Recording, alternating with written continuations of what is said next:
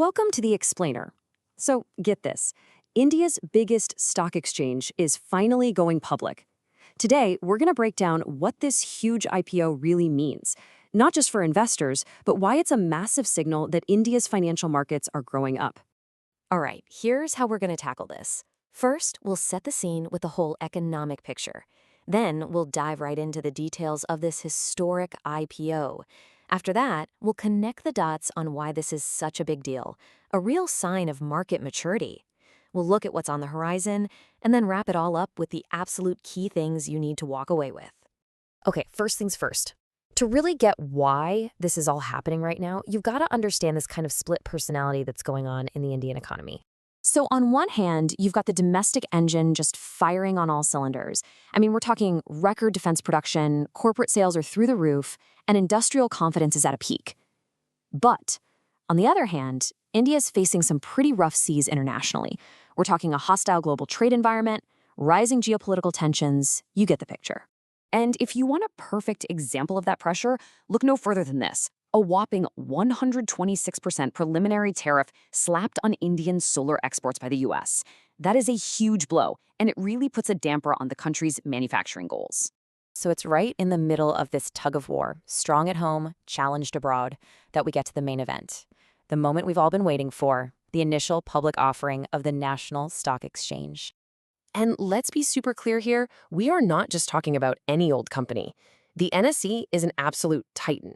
It's the world's biggest derivatives exchange based on the number of contracts traded. Think of it as the backbone, the central nervous system of India's entire capital market. So, after what feels like forever, with all sorts of regulatory delays, the exchange is finally hitting the public market. And the number they're targeting? A cool $2.5 billion. I mean, that's going to make it one of the largest IPOs in Indian history, for sure. You know, what's really interesting here isn't just the sheer size of the deal. It's how they're doing it. The NSE is being super careful, taking what they call a governance-first approach. They've brought in heavy hitters like Rothschild Co. as independent advisors just to make sure everything is objective and above board. For an institution this important, that focus on transparency is absolutely crucial for building trust. And that last point, the offer for sale, or OFS, that just means current shareholders are the ones selling their stake. The company itself isn't creating new shares to sell. And a quick look at the financials tells you exactly why everyone is so excited. These numbers are just incredibly strong.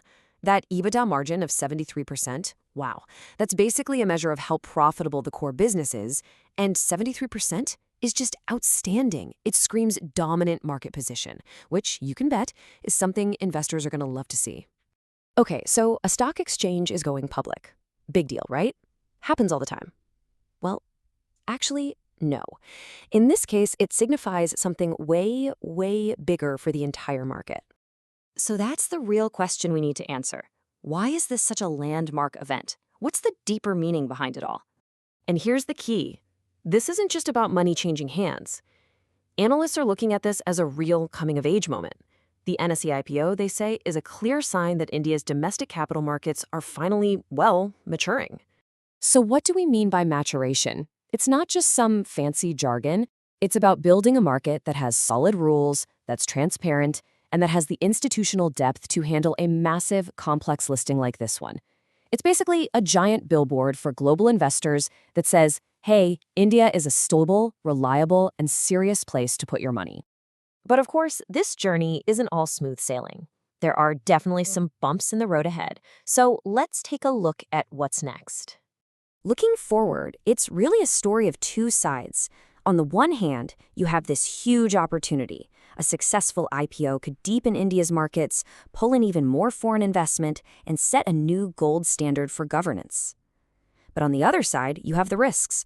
That whole solar tariff thing shows how vulnerable the economy can be to global politics. And then you have domestic issues like the IDFC First Bank fraud, which are just a stark reminder that you can never let your guard down when it comes to governance. All right, we've covered a ton of ground, so let's boil it all down to the 3 things you absolutely need to remember. Okay, here are your key takeaways. Number 1, this is a historic offering. The sheer size and importance can't be overstated. Number 2, governance is king. The meticulous, governance-first approach here is all about building transparency and trust. And number 3, probably the most important point of all. This is more than just a fundraiser. It's a powerful symbol that India's financial markets are finally stepping up and taking their place on the world stage. And that really leaves us with one big, lingering question to think about. As India's markets get bigger and more complex, will the rules and the watchdogs be able to keep up? Hey, thanks so much for joining us for this explainer. If you found it valuable, do us a favor and hit like, share, and subscribe.